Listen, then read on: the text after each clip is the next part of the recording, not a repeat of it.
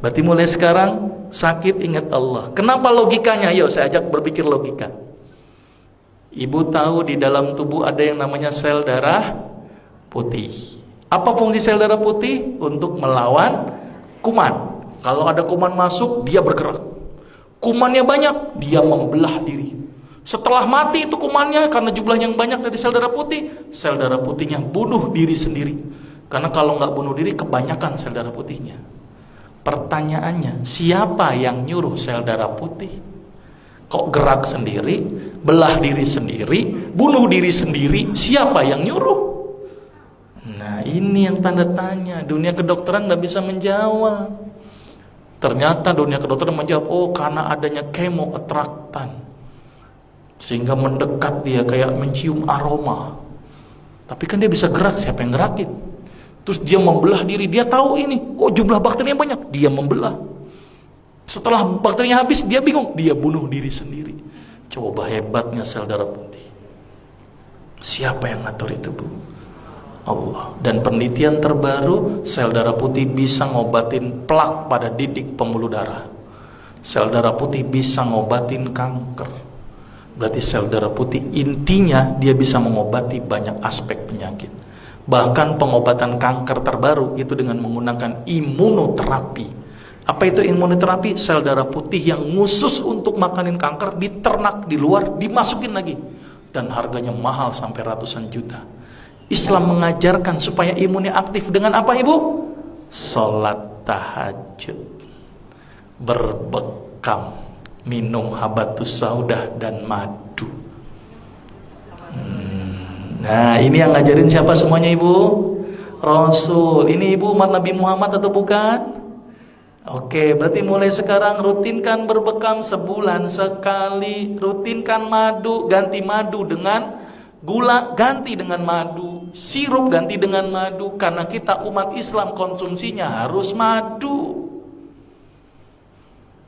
Tapi umat Islam selalu dibikin stigma, hati-hati madu palsu.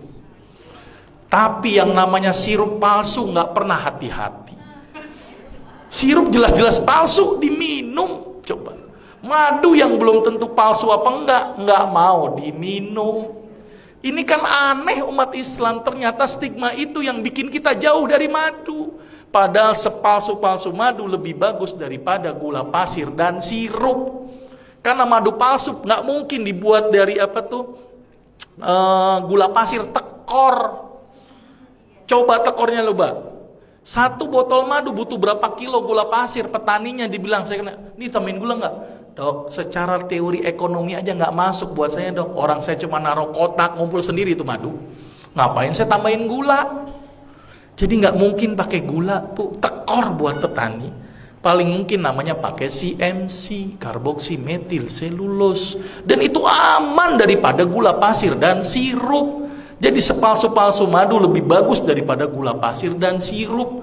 Saking pengen yakinin masyarakat, sampai ada orang jual madu sampai bawa ember-ember sama sarang-sarangnya. Saking nggak percaya itu. Sudah jelas, Ibu? Mulai sekarang ikuti apa yang Rasul lakukan. Sepakat ya? Sekarang mulai berubah. Kalau sakit ingatnya Allah dulu. Mungkin sebagai introspeksi, saya punya salah apa? Mungkin introspeksi, mungkin saya gara-gara ini. Coba makan saya yang salah. Introspeksi dulu. Terus kemudian perbaiki ibadah, dekatkan diri kepada Allah, bukan sama dokter. Dokter tuh nggak nyembuhin, Bu, cuman media. Obat yang diberikan itu hanya membantu, tapi yang menyembuhkan adalah konseptualnya adalah tubuh kita sendiri melalui Allah. Maka itu kalau sakit ingat Allah, ya. Ini paradigma sakit gimana, Ibu? Sakit seorang muslim, bahkan duri yang ngenain sekalipun, Allah akan ngapus dosa-dosa kita. Jadi kalau sakit harusnya bersyukur karena dosanya dihapuskan. Sepakat, Ibu? Berarti kalau Ibu sekarang menerima sakit harusnya bersyukur. Berarti kalau ditambahkan nikmatnya dengan menambahkan sakit gimana, Ibu? Jadi harusnya senang, Bu, nggak apa-apa. Makin berat nggak apa-apa. Ya, karena ingat hidup kita di dunia hanya sementara, ada satu kehidupan yang tidak ada ujungnya yaitu akhirat, maka itu di dunia dijadikan satu kegiatan untuk ngumpulin amal. Jangan banyak berkeluh kesah, apalagi berobat kepada dukun. Aduh hati.